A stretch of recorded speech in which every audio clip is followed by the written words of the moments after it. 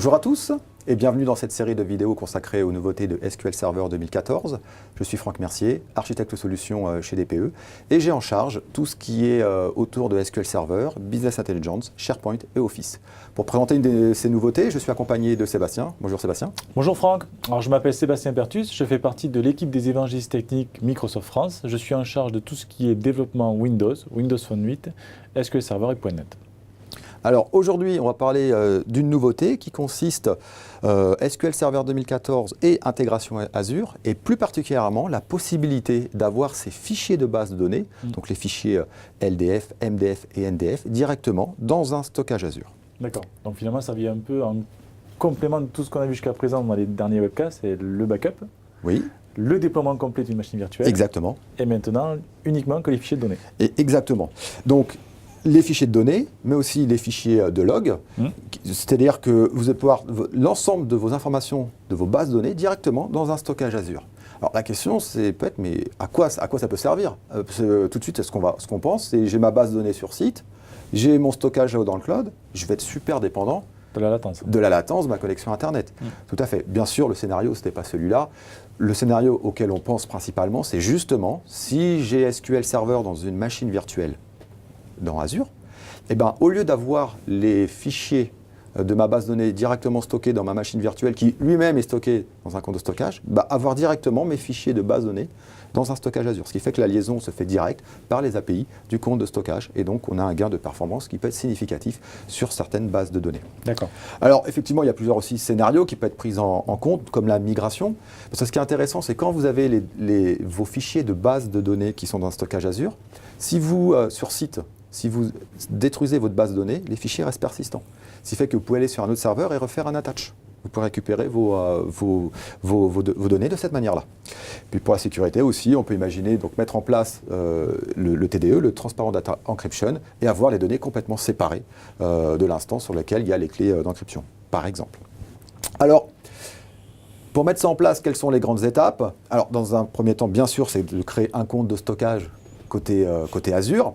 Et c'est aussi sur ce compte de stockage, et c'est ce qu'on va voir dans la démonstration, c'est de créer une policy et puis une signature d'accès partagée. Côté SQL Server, donc dans Management Studio, c'est créer un credential, chose qu'on a déjà vue dans la mise en place du backup SQL dans un ancien webcast, mais on va quand même le revoir ici. Et puis tout simplement créer la base de données avec les fichiers se trouvant dans un stockage Azure. Donc le mieux, c'est de passer à la démonstration, et on y va.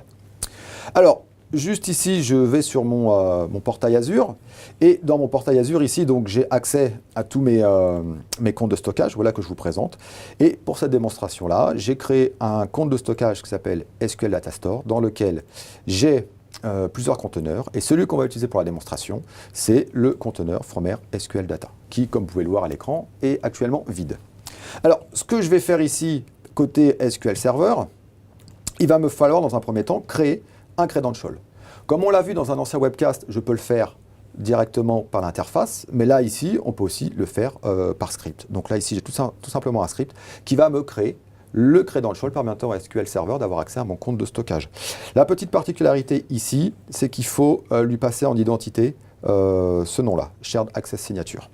Et vous allez récupérer ici la clé secret qui se trouve ici, qui vient justement en provenance de votre Shared Access Signature. Donc la question que l'on peut poser, c'est comment on récupère ces informations-là.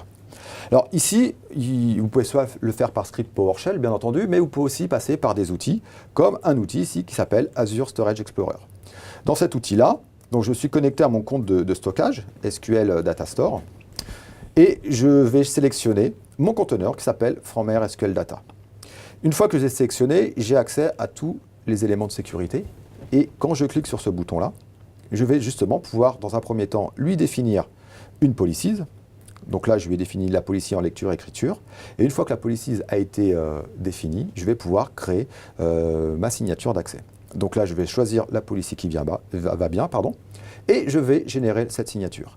C'est cette adresse ici que je récupère, voilà, tout simplement que je copie, et que je vais passer ici dans la partie secret, donc en partant du mot-clé SR et en allant jusqu'à la fin de la signature. Juste pour vous montrer, voilà, si je copie ici, si je colle ce que j'ai copié, voilà ce que l'on récupère, et voilà la signature ici que l'on va aller chercher à partir du point d'interrogation SR jusqu'à la fin, que j'ai tout simplement passé ici. Donc ça, ce que je vais faire maintenant, je vais choisir ce code-là et je vais l'exécuter. Voilà, donc ce qui fait que maintenant, si je rafraîchis au niveau de mes credentials, je vais me retrouver ici avec un credential qui porte le nom vers mon compte de stockage, donc l'adresse URL vers mon compte de stockage. Et si je double-clique dessus, je retrouve l'identité et le mot de passe, en fait, qui est la clé qu'on lui a passée. Alors maintenant, une fois qu'on a fait ça, on va tout simplement créer notre base de données. Alors ici, ce qu'on a fait directement par script. Vous voyez, on a fait un create database. Et puis en fait, en file name, on va tout simplement lui donner le nom vers notre compte de stockage en précisant bien ici les différents fichiers dans notre conteneur. Donc on va exécuter le script. Voilà. Et on va créer la base de données. Donc le temps de la création, il va mettre les différents fichiers dans mon compte de stockage et on va aller voir ensuite quelles sont les propriétés de notre base de données. Donc voilà, ce qui fait que si maintenant je fais un refresh au niveau de ma base de données et que je vais chercher ma base de données from Air IT Camp in the Cloud et que je fais un clic droit dessus, propriété, et que je vais dans les fichiers, donc je vois bien ici l'accès, voilà, le chemin vers mon compte de stockage. Maintenant, allons vérifier ce qu'il y a dans notre compte de stockage. Donc je retourne côté Azure, je vais tout simplement faire un refresh côté Azure, en espérant, bien entendu, y trouver mes fichiers de base de données.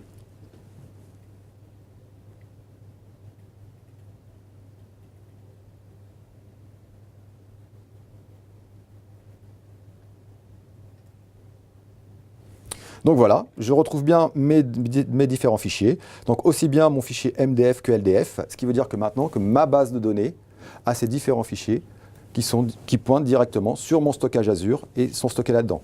Comme on a dit aussi tout à l'heure, c'est un stockage, le stockage Azure est répliqué 3 fois, ce qui fait qu'en plus, en termes de haute disponibilité de données, on assure quelque chose de plutôt... on est serein. On est serein, merci de compléter.